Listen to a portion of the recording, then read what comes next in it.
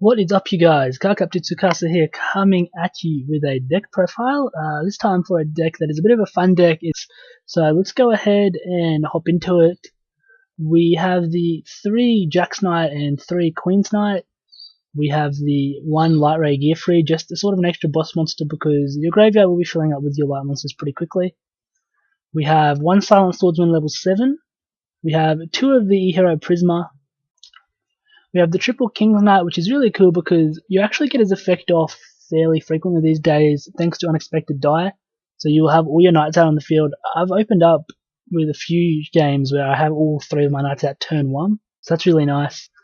And then we have the triple Silent Swordsman. Then we have 2 Necrons of Trishula, which just acts as an extra boss monster and a good way to dump your vanillas in the graveyard.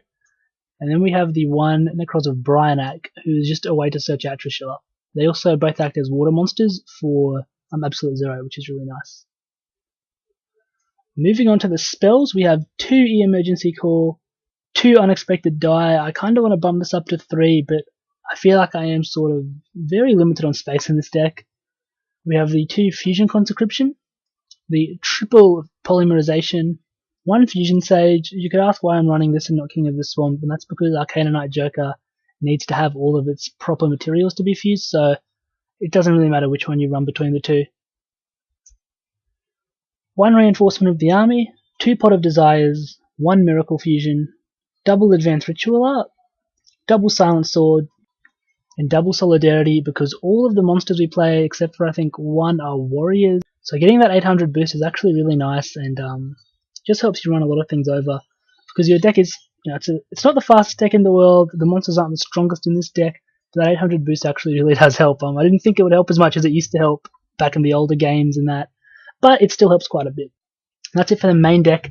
The extra deck we played 2 Arcana Knight Joker, the 1 First of the Dragons, which this is the only obviously non-warrior we play, but it does make a really good backup defense card, and the best thing I find with it is that it's probably not even going to go to the graveyard because it's just that hard to get rid of.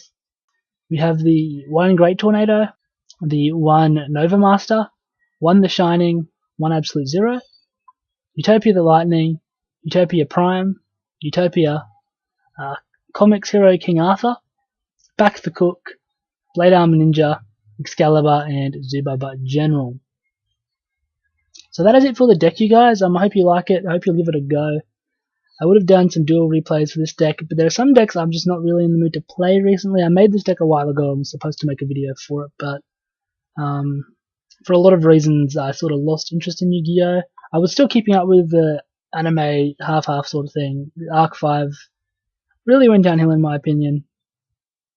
I just wasn't too into the current metagame. Zodiac, Metal Foe, True King everywhere.